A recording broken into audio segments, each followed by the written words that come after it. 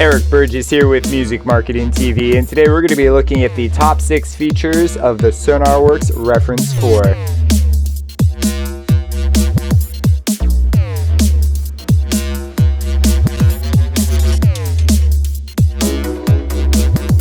Alright, so first up is the headline feature. It's the most obvious one. It is the ability to get a flat frequency response from your gear, regardless of your gear. So if you've got the studio setup version, you get a microphone and you measure your room. It creates a profile for your room, and it then uses that profile to correct your room. Headphones are quite a bit more difficult to measure just because of the nature of how headphones are. And so they actually measure headphones themselves, and they provide a wired average, which is just an average of the headphone model. It's extremely simple to add additional headphone models, and there are a ton of testimonials out there, especially from people who are very well respected, such as Dave Pensato from Pensato's Place. They talk about this, and it's actually really positive. So you've got some really good backing behind whether or not this actually works. You could go and do additional research for yourself. But adding headphones is extremely simple. You just come in, you look for your headphone model because they're doing all these measurements. You can also get your specific set of cans measured, and it will actually be a lot more accurate. I believe it's within 0.9 decibels, where the averages vary about 3 dB. And if you don't see yours, if you click this don't see your model, and you can actually request your headphones to be added to it. So if you don't see yours on here, maybe before you pick up the software, you should put in a request just so that you get software that's actually got the support for the thing that you have. But very cool, extremely straightforward and simple, and very effective. Reason number 2 is it is extremely well thought out. And this is actually the reason this made this in as a point is because it's pretty obvious this is above average level of thought outness, if that makes any sense. Especially when you're doing the studio calibration with the actual microphone, you have to walk around to various parts of your room and measure it, and you know that would be a professional acoustician's job. That's what they would do. They've made the process so simple. There's pictures, diagrams, they show you exactly how to do it, how to hold the mic. It is an extremely straightforward process. You gotta give them credit for making it so simple to follow. You don't need to be worried about not knowing enough. They will help you through the process. It's actually astonishing how straightforward it can be. There's a couple other just nice things they have going on. For example, they've got a plugin version that you open up in your DAW. So when you're working in your DAW, a lot of times you're using the ASIO drivers, where your system-wide drivers are using something different.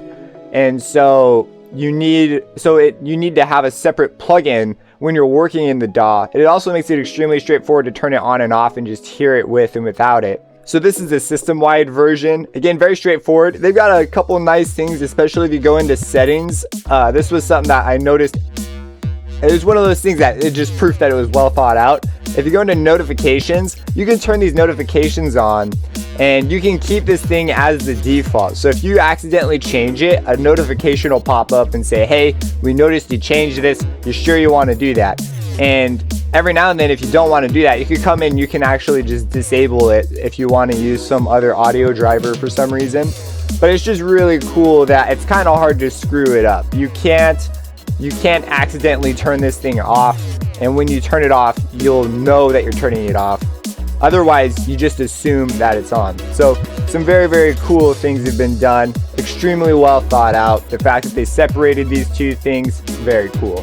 The third reason is they are very deliberately specific. And by this I mean they did not build a full feature-rich parametric equalizer. You can't come in and add bands. You can't come in and change the curve very easily. They've got one or two things, and in most cases they're to match very specific requirements or measurements. Calibration is sort of what their brand is built on. They want things to be specific, to be measured. And you can actually go on their website, and they talk about this in one of their blogs, I believe, that they deliberately didn't go for an all-out EQ because of this focus that they have. And to me, that's a big plus. When a company knows exactly what they're going for, that's so insightful as to why the product is the way that it is, and it helps you just sort of use it the way it's intended to be used. Reason number 4 is the rendering warning. So when you're listening with Sonarworks, you want this to be off after you're all done mixing, because this is specifically for your set of cans.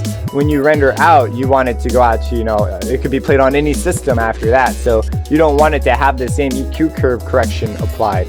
So what you're going to do is you're going to want to disable it. But if we leave it enabled, and let's just put something in here and render it, and say, okay, we want to render this, and we'll just go ahead and hit start.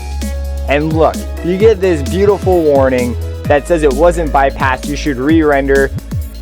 This is dang cool to me. I actually wish, after I saw this goes with it's super well thought out, but after I saw this, I thought, why don't other plugins do this? Plugins where it would make sense to turn them off afterwards, or to have some sort of you didn't change the setting to the highest quality setting thing. Are you sure you want to do that? This was just really, really cool to me that they really have thought of everything, and it's nice to see that you really can't accidentally have this on. Reason number 5 is they tell you exactly what's going on with your audio. So you get the frequency response plots here, but you also get a phase response plot. And I can always appreciate it when phase response plots are included, just because they're less commonly included. Typically they're considered not as important to include, but they are extremely straightforward with exactly what's going on and potential things that could be happening to your signal. If it bothers you, you could go to linear phase to level that out. But then, now in this case, you have to be aware that linear phase filters can cause pre-ringing, but that's really the only issue. So if you're aware of that, you can go for mixed, and you can see you can get a pretty good compromise between the two.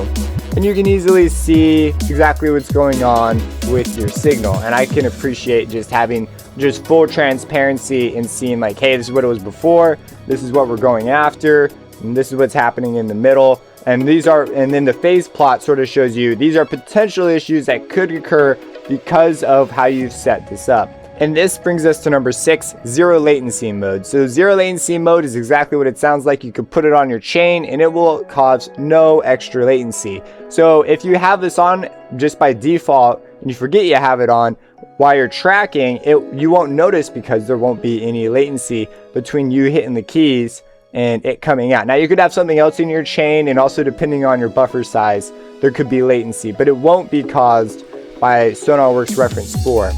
And you can always change to linear phase mode or mixed mode to deal with some of the phasing a little bit later. So it's really cool that they've included this option as just a way to sort of make your life a bit easier. So those are my top 6 features of the Sonarworks reference 4. If I missed one that you really like, go ahead, feel free to comment it down below. Subscribe and have a blessed day.